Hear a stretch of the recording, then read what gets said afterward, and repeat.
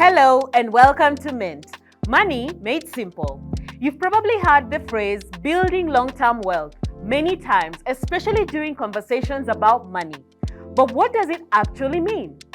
Building long-term wealth is not just about money. It's about consistent saving, investing, and making smart financial decisions that allow your wealth to grow over time. While financial markets offer many opportunities, they also involve risks that require careful planning, discipline, and a well-structured investment approach. Today on Mint, we explore the key elements of building strong long-term investment strategy that can assist you in decision-making and help you achieve your goals. Stay with us. Your next smart move could start today on Mint. Also on Mint. Wired for savings. Why planning for electricity early cuts building costs. How I build Teckla Fashions. From a high school hustle to running a thrift shop. Gione. How Choge built a mobile ultrasound services business. Earn it, spend it, save, invest. Earn it, spend it, save, invest. Mola, kila siku niku chase mola, make more bila stress. Mola, kila siku waste mola, make more bila stress. Smart investing is not just about following trends or what your friends are doing. It's about aligning your investments with your life goals. At times, investing can be complex, especially if you're trying to grow and manage the portfolio on your own. So today on Money Moves, a wealth management expert will guide us on how to build wealth smartly, not through hype, but with planning, discipline, patience, and having purpose. Earn it, spend it, save, invest. Are you saving for your first car, a home, your child's education, or your retirement? Start small. Save first, then invest. Don't rush in blindly. Smart investment is the concept of tailoring the investment to your objectives or to your needs. And this one then means it is very unique to everyone. So you first assess your needs, where you are in life, and what you exactly want to achieve. And based on that, then you can ask, what combination of asset classes can I pick that then suits my goal? Timothy reminds us that understanding your risk tolerance, both what you can afford to lose and what you're comfortable risking, is crucial. So risk has two dimensions to it. We have affordability. Can you afford the risk? But you have willingness. Are you willing to take the risk? And we have someone who can afford the risk but is not willing to take the risk. We have another person who can't afford but is willing. Okay? So, number one, in terms of affordability, you look at the impact on your life if a risk materializes and risk materializes. What would be the impact of your life? If these are the only savings you have and then they are drained, it means that you might not meet some obligations. Okay? So then you cannot afford that risk. He advises that new investors should begin with low-risk instruments like money market funds to learn the ropes. If, for example, you have 1 million shillings and this is the only investment you have, and you expose it to high-risk investment, then if that investment doesn't work out, then all your 1 million is drained and you're back to square one. But if you have 100 million shillings and you expose 10 million in high-risk investment, even if you lose the 10 million, it's just 10% of your portfolio, right? As you grow more confident, you can diversify. Maybe think a mix of shares, bonds, real estate, or even crypto in small amounts. So look at good investment vehicles. And I've said you don't need to have an investment understanding. Even the banking where your savings are can be your account. You can just open another savings account and just put money there. The differential of whether the interest is between 10 and 15 doesn't matter because your first purpose is to accumulate. Diversification spreads out your risk so one bad investment doesn't wipe out your progress. In addition, Timothy emphasizes the importance of authenticity and self-awareness, advocating for contentment and defined objectives. So we should avoid FOMO at all costs. Let us be authentic. Let us be real to ourselves. Please be honest to yourself. You can lie to others, but the biggest lie you can do is to yourself. Be real where you are in life. Be real of what you actually need. And what you need versus what you want are different. And what you need is not what people are telling you need, is what you actually need. Also, remember that investing is not a race. Many fall for scams chasing quick wins they see on social media. Life is dynamic and we are all different. Take the path that is most suitable to you. Yeah, don't copy anyone. The ultimate goal is financial freedom. Don't live to impress. Adjust your lifestyle to match your financial reality, not social expectations. Earn it, spend it, save, invest. Building a house is an exciting project for any homeowner as they see their dream come to life, from the initial design to the final touches. It's easy to get caught up in the interesting decisions such as materials, designs, and finishes, but overlook one of the most vital foundational elements: electricity. Failing to plan for electricity is one of the most common and costly mistakes a homeowner can make. Electricity is often regarded as an afterthought, yet it is the most crucial element that will power your house. When building a home, the design, tiling, roofing, and finishes are usually the first things that come to mind. But here's the thing, electricity is not just an add-on. It is a fundamental aspect of construction that affects safety, functionality, and the overall cost of a building. I think energy systems, it's at the core of building any house. I don't think anyone will want to build alafu akae kwa giza. You start the planning from the very beginning. For many homeowners, electricity is considered an afterthought. Imagine building your dream home only to have to break the walls open just to fix the wiring. Planning for electricity early on, before the walls take shape, can save you thousands of shillings. In Siaya, a friend had actually approached Kenya Power to actually apply for electricity connection, and the bill came up to 200,000.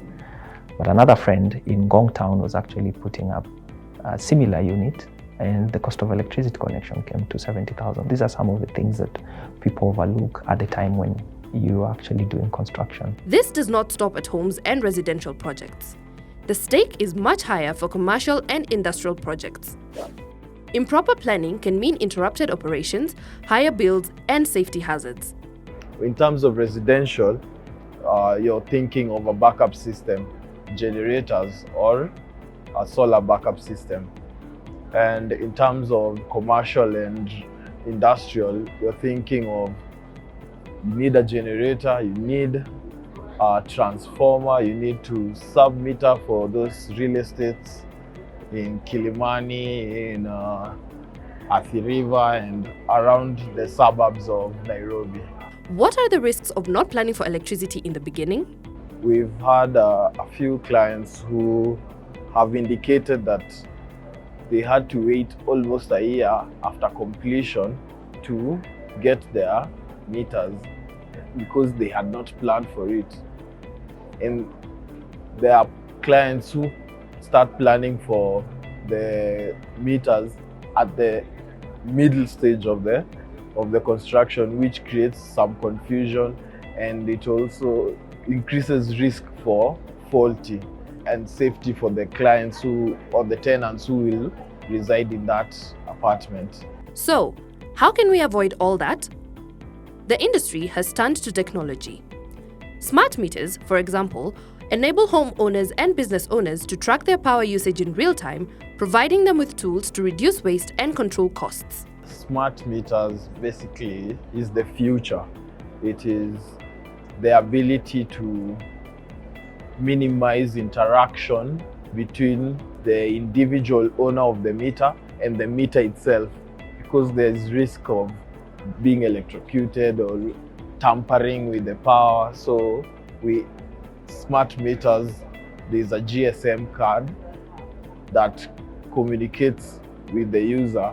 When you buy your tokens, it automatically, you can remotely recharge that meter.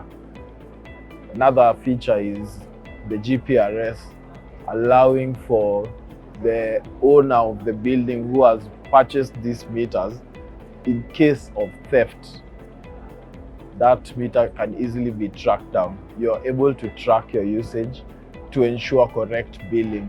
Accuracy is at the core of any institution that wants to ensure fairness in billing for the tenants and residents of that apartment. And if you're just starting to build, when you're starting off, you have to understand that the amount of power you use on a daily basis.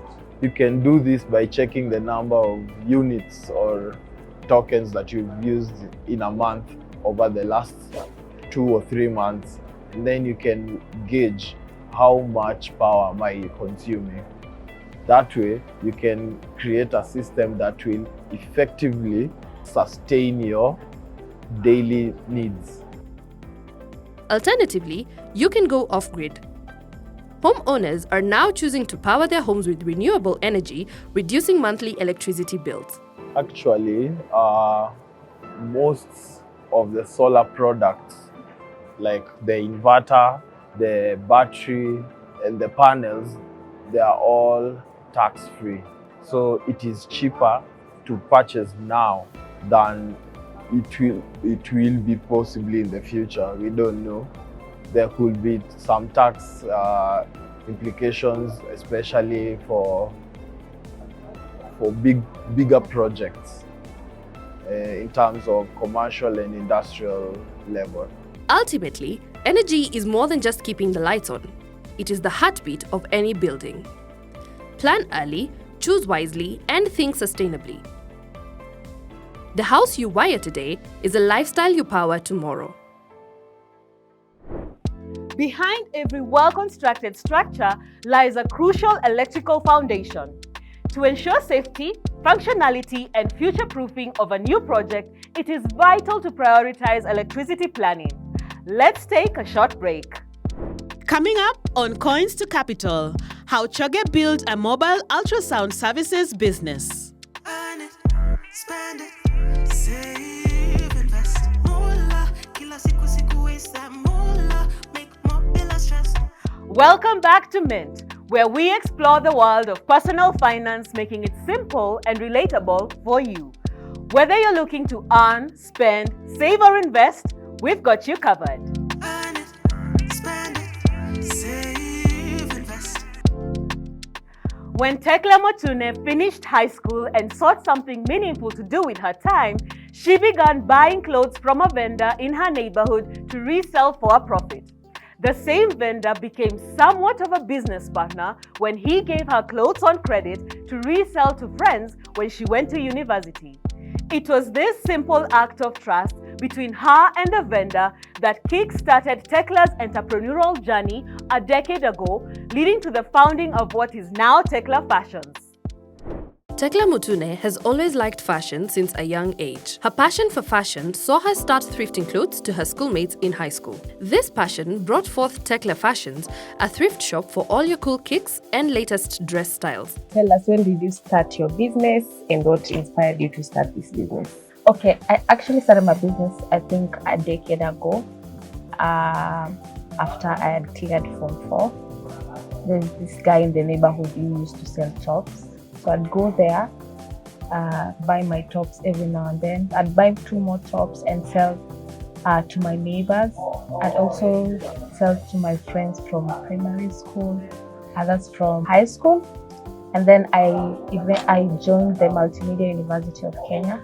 So when I was there, I used to stay at my cousin's hostel. So during the evening, students would turn the hostels into a small market. So I saw that as an opportunity, and I went and talked to that guy from home. I didn't have capital, so I talked to him, and he used to give me goods on credit. I'd sell in the hostels, and then I'd send him money. I think I started my Instagram page, my business Instagram page, around that time. So I'd go to like shops in, like, there's this shop that was located in Mungai and it used to sell new shoes. So I'd go there and I'd take pictures of the shoes and book them on my page. And when I was going home, because we used to live in Lolongo, so I'd pass through Nyayo, there were guys there who used to sell thrift shoes. I'd take pictures of the shoes, broke them on my page and get a percentage. In 2018, I remember I went home after the schools had closed for the December holidays. And my brother took me to the shoes market. I had never been there before. I only knew like the clothes section, because eventually I talked to the guy who used to plug me and he took me to the clothes section, and I stopped buying from him and I started like getting clothes from Gikomba. I went to the shoes market and like I was mind blown. I remember like seeing all these shoes I used to see people wearing on Instagram, and I was like, oh my God, like I want to do this more often. And that's how I also majored into the shoes business. And the rest of the day is history. How do you run your business? Do you focus mainly on online? How do you get your clients? And how do you operate your business on a day-to-day? There's a time before I'd go to Gikomba, when I was in campus, I'd go to Gikomba. I remember I used to take pictures kwa dirisha, where we used to stay. And then I'd post them on Instagram, and then I'd also go and like sell kwa hostels. I'd also go and hawk in the hostels in MMU. And then after some time, there was a place called Chafua in MMU. I got like a small shop where I'd go and like sell some stuff. And then after I cleared my studies in MMU, I opened a shop in Rongai, and then I ran the shop for 2-3 years. And then I realized I was paying rent, and like most of my clients were online. So I decided to like stick to online and like took my business home. From there, I worked from home for like 2 years, and that's when I decided to now like get a shop in town, because like this was ideal, because most people come to town. Yeah. What does a day going to the market look like?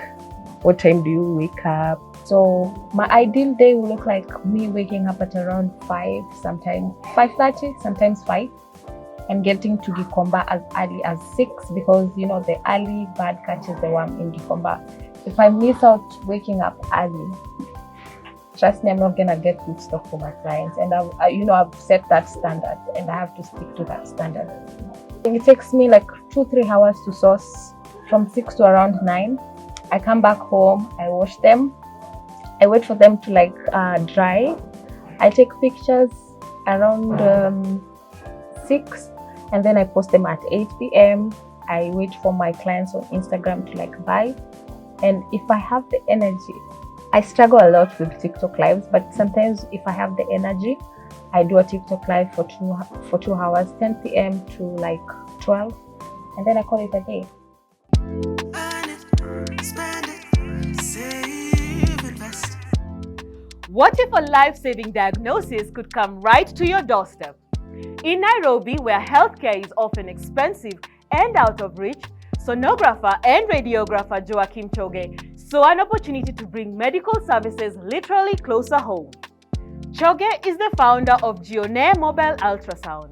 It was a simple yet powerful idea that takes an ultrasound machine to a patient's home, redefining healthcare and building a business that gives access to healthcare for the ordinary mwananchi affordably and conveniently. Joachim Choge is a man of many titles. Lead sonographer and radiographer at Gione are among his favorites. He is mainly known for offering mobile ultrasound services from the comfort of his patient's home. He started Gione Ultrasound Mobile Services in Nairobi, Eastlands, in August 2018. I practice currently private, but before I worked in St. Mary's Mission Hospital in Gilgil. I worked in Nanyuki Medical Diagnostic Center in Nanyuki. And later I worked in Thika Road Health Services, a gynecology center, which I worked for 1 year, then I resigned. After resignation, I did freelancing, and during that journey of six months of working on local basis, I realized there are many facilities which don't have the equipment as well as the human resource. So I opted to come up with a Gione. There were patients that they had some complications, and we had no choice but to go and offer the service from home. And now the concept of mobile now came in and became the real thing for us. Sonographers and radiographers are medical professionals who are especially trained to conduct diagnostic medical imaging using a variety of equipment. The four main mobile services offered at Gione Ultrasound Mobile Services include echocardiograms, electrocardiograms, ultrasounds, and X-rays. While it might look as easy as loading a machine onto a vehicle and driving to the patient's location, it takes time and especially money to set up such a business. It's very expensive to set up. Just to set up one mobile service profession. And when I say mobile, I mean a unit, a car, and a qualified profession, and a qualified driver. Setting up that one unit alone can cost up to 3 million. Things were slow in the initial days of his business, but his big break came during the COVID-19 pandemic because many people did not want to go to hospital. We found the first customer in 2019 March, and we started in August 2018. We didn't really look for that client, but it's the client who looked for us. And now it opened our minds that, so we can offer this service at home. And now we began to advertise. And from there, so we do one patient, they refer a friend. And now that is what has brought us up to where we are. Gione's main selling point is the cost of their services. For instance, in hospitals like Aga Khan, MP Shah, Avenue Hospitals, and Upper Hill Radiology Center, a normal obstetrics ultrasound ranges between 5,900 shillings to 6,950 shillings. An X-ray costs between 1,800 shillings to 3,500 shillings. An echo can go up to 19,050. However, the cost in a public hospital like Kenyatta National Hospital, an echo is 4,500 shillings, while an ECG will go for as low as 750 shillings. Our pricing is favorable to everyone.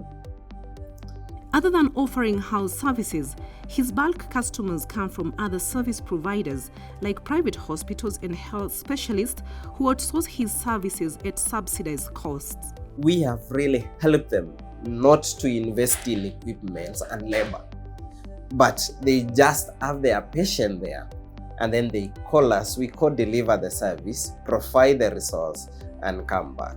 We offer to many facilities, approximately around 250 in Nairobi at the moment. And just like any other business, he has his own share of challenges.